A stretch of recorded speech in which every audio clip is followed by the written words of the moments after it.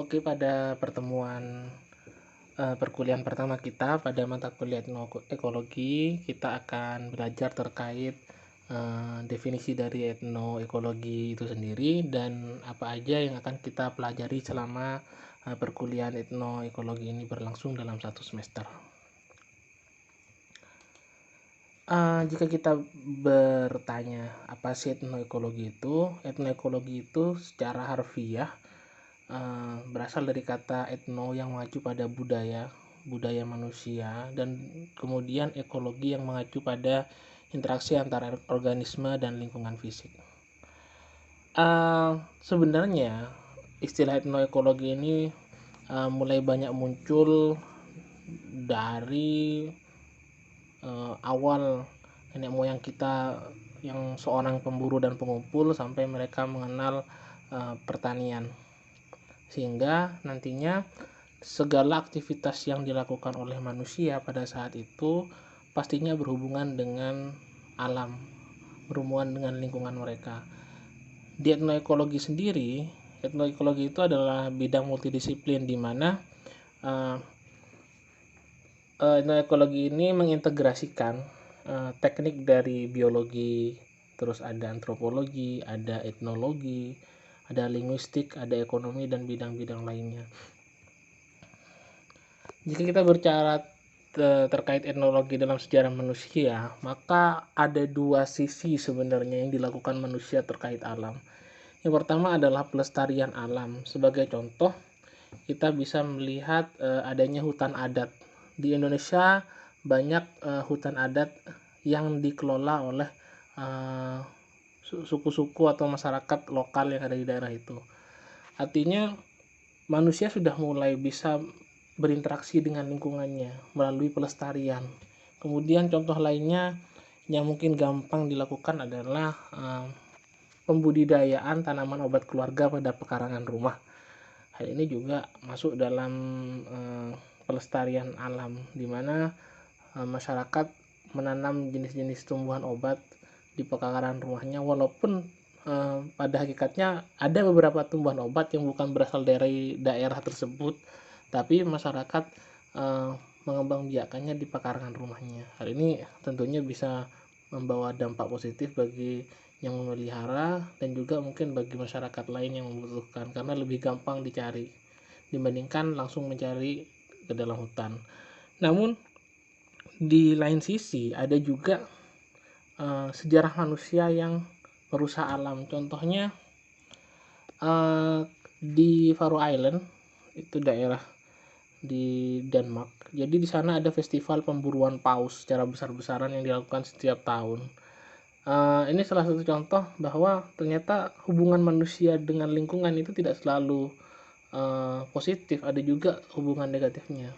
Banyak sebenarnya yang bisa kita temukan, seperti misalkan pembangunan rumah misalkan yang merusak ekosistem yang ada di situ dan lain-lain. Di samping etnoekologi ada juga istilah etnobotani. Nah, kita harus paham dulu nih perbedaan dari etnobotani dengan etnoekologi. Jika kita melihat etnobotani, dia itu berasal dari kata etno dan botani. Artinya adalah disiplin ilmu yang berkaitan dengan interaksi antara manusia dan tumbuhan. Kemudian ada definisi lain yang menyatakan bahwa etnobotani adalah bagian dari etnoekologi yang menyangkut tumbuhan. Jadi etnobotani itu lingkupnya lebih kecil dibandingkan etnoekologi. Kalau kita berbicara etnoekologi, definisi yang pertama mencakup semua studi yang menggambarkan tentang masyarakat lokal, interaksi dengan lingkungan, termasuk subdisiplin seperti etnobiologi, etnobotani, etnoentomologi, dan etnozoologi. Jadi etnoekologi itu lebih luas karena mencakup interaksi entah itu manusia, terus tumbuhan, entah itu hewan, dan juga lingkungan. Kemudian etnoekologi juga didefinisikan sebagai ilmu tentang bagaimana orang memahami hubungan antar manusia, hewan, tumbuhan, dan elemen fisik lingkungan yang bersifat lokal. Kemudian lingkup etnoekologi sebenarnya tidak hanya spesifik pada daerah pedesaan yang dekat dengan alam, namun bisa juga di daerah perkotaan.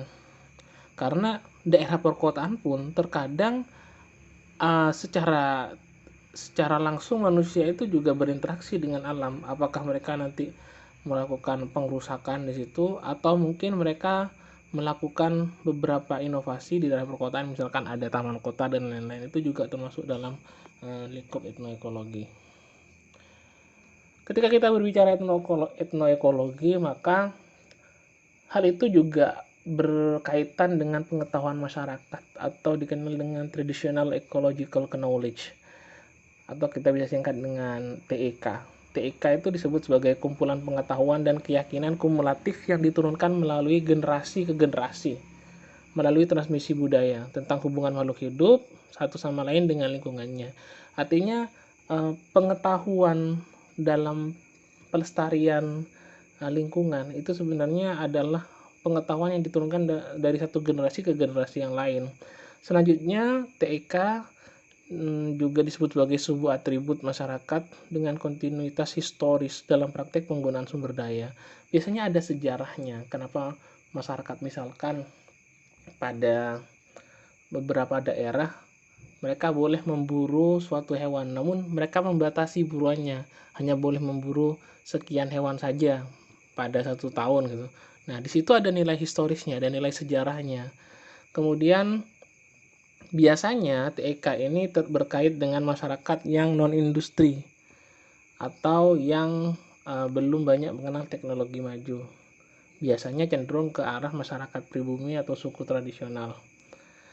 Kemudian ada definisi lain dari TEK yang menyebutkan bahwa TEK adalah tubuh pengetahuan yang dibangun oleh sekelompok orang melalui generasi yang hidup dalam kontak dekat dengan alam. Artinya TEK ini kalau lebih dispesifikkan hanya berlaku pada masyarakat yang memiliki kedekatan dengan alam.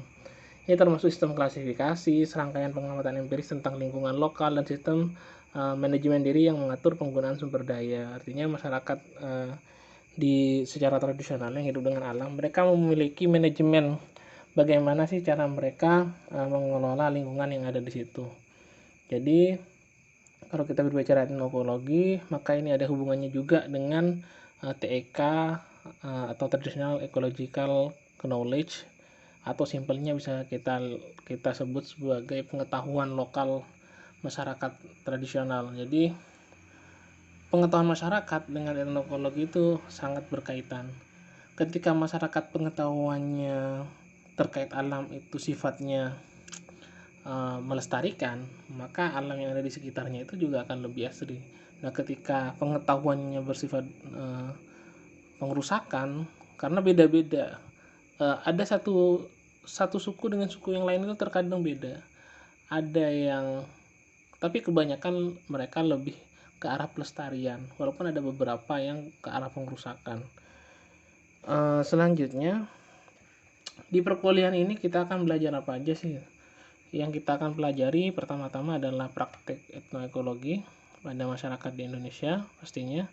Kemudian nanti lebih spesifik lagi terkait praktek etnoekologi di Kalimantan Utara. Kita bisa ambil beberapa suku yang ada di sini seperti suku Tidung dan suku Dayak. Kemudian kita akan belajar bagaimana sih metode penelitian dalam etnoekologi, dan yang terakhir kita akan melakukan penyusunan proyek etnoekologi yang akan kalian lakukan di daerah masing-masing. Jadi seperti itu perkuliahan kali ini. Terima kasih. Pada minggu ke depan kita akan belajar lebih mendetail lagi terkait etnoekologi.